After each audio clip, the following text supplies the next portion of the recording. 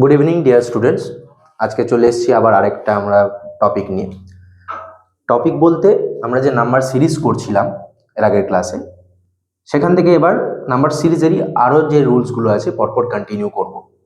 তো আজকে আমি আরও দুটো রুলস তোমাদেরকে এখন বর্তমানে আগে বোঝাই, তারপরে আমরা কিছুটা প্র্যাকটিস করব, দেন আবার নতুন রুলসে যাব।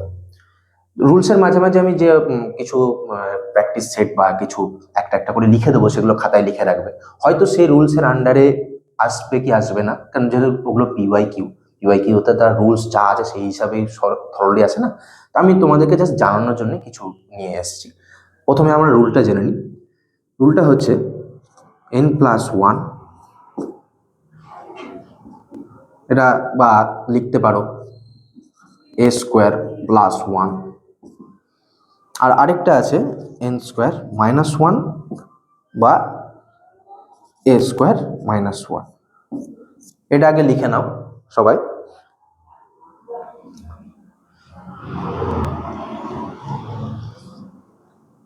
n² + 1 বা a² + 1 এটা কি? ব্যাপারটা হচ্ছে যে আমরা কালকে n² মানে স্কোয়ারের ফর্মটা আমরা করছিলাম, সে ইভেন, অড, প্রাইম তিনটেতেই। তো এবার যে n² + 1 ব্যাপারটা হচ্ছে যে এই n যে কোনো সংখ্যা হতে পারে, সেই সংখ্যাটা স্কোয়ারের সাথে এক যোগ হবে।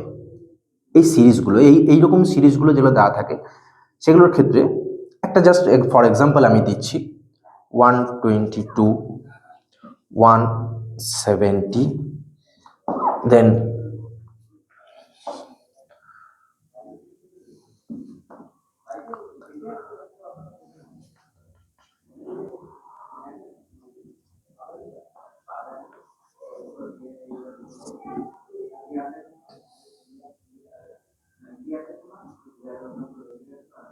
217, 257, তাই তো? বা এগুলো যদি বড় মনে হয়, এগুলো প্রত্যেকটাই কিন্তু একটা সংখ্যার সাথে স্কোয়ারের সাথে এক যোগ। এটা কত? 11² + 1, তাই তো? 11² করলে কত হয়?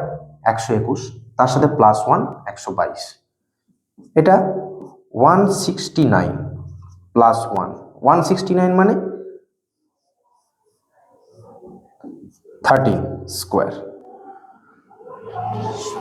এইটা 14² করলে, 14² আমি যদি করি 14 × 14,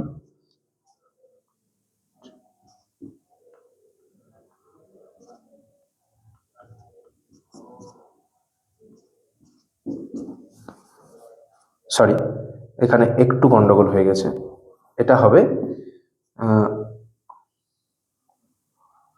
197, কারণ এখানে 14² আসতে হবে, 14² + 1। তাহলে পরপর যে নাম্বারগুলো এখানে কিন্তু পরপর যাচ্ছে, ক্রনোলজিক্যালি যাচ্ছে, কোনো স্কোয়ার মানে কোনো ইভেন বা অডের ব্যাপার নয়, এখানে নর্মাল, কিন্তু এই রুলসটা ফলো করছে।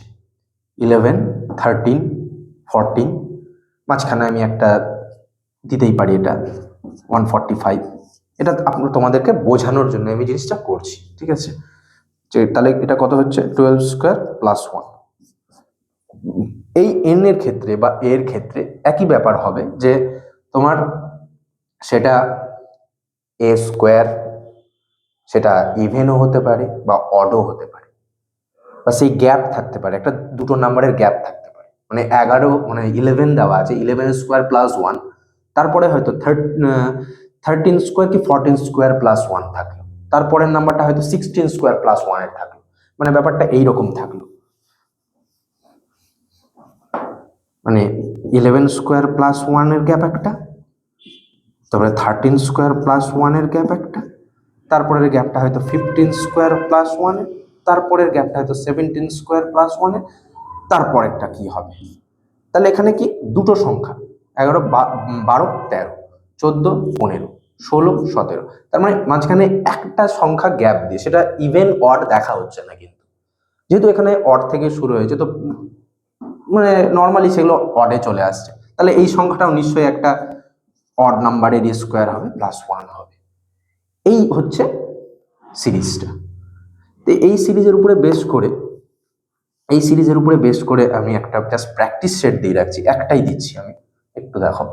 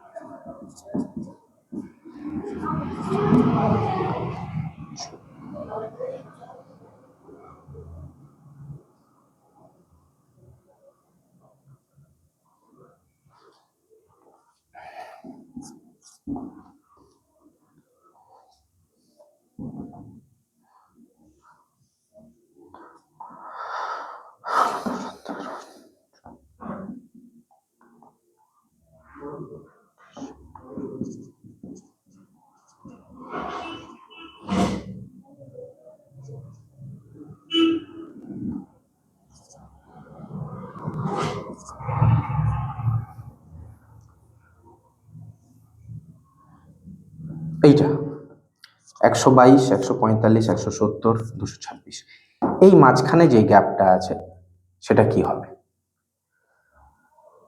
এটা তোমাদের দেওয়া থাকলো, এটা তোমরা অ্যাজ এ প্র্যাকটিস সেট তোমরা এটা করবে, ঠিক আছে? অপশন দিয়ে রাখছি।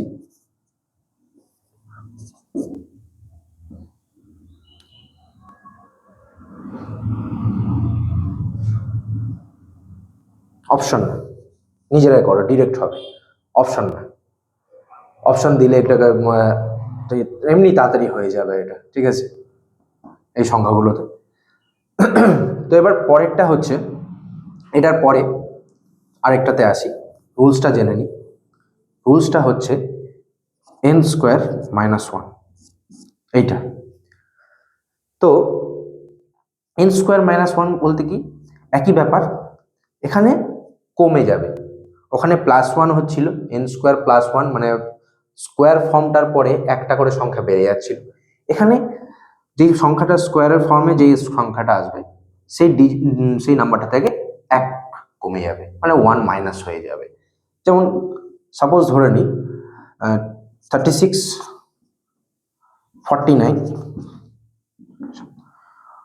64,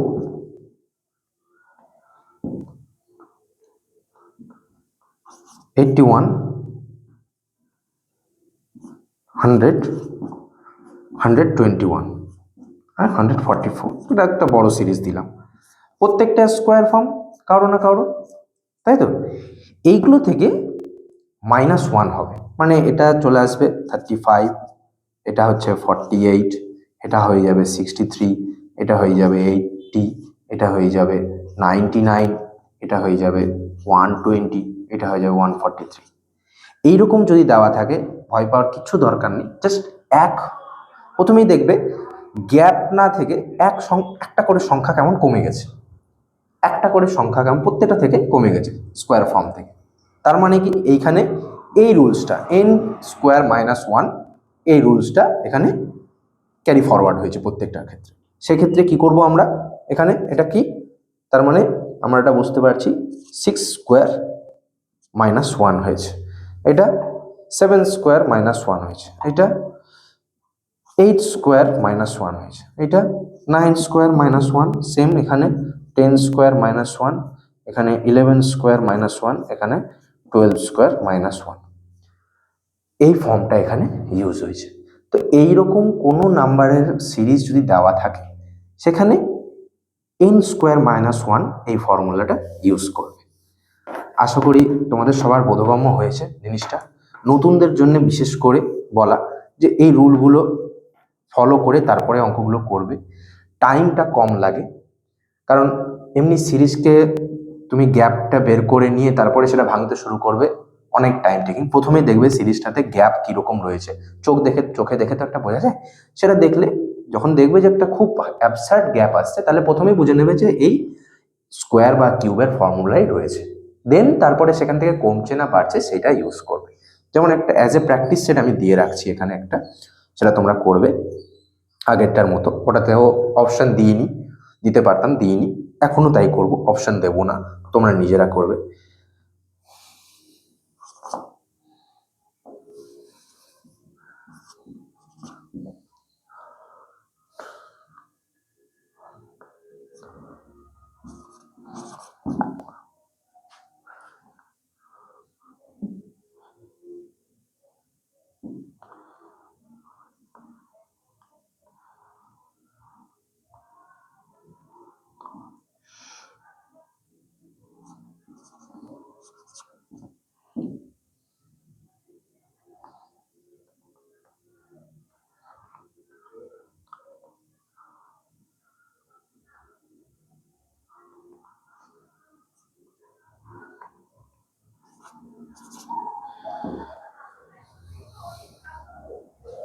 এর শুরুতে কি হবে?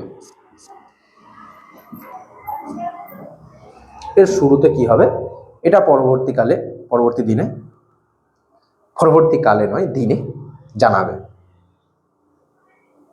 কমেন্টে জানাতে পারো, বা তোমরা এমনি মেসেজ করতে পারো আমাদের ইউটিউব চ্যানেলে যে এই নাম্বারটা, এইখানে অ্যান্সারটা কী হবে।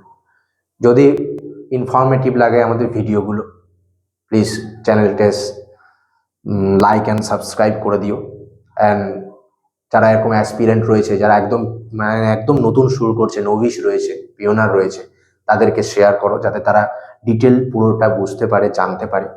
আমরা আশা করব ছাত্রদের কাছে যে ছাত্ররা আরও ভালো করে বুঝুক, এবং তাদের যদি ভালো লাগে চ্যানেলটা যাতে সাবস্ক্রাইব করে। ওকে, আজকে এতটাই। পরের দিন আবার নতুন নিয়ম এবং তার সাথে প্র্যাকটিস ওয়ার্ক নিয়ে আমরা আবার এন্ট্রি করব।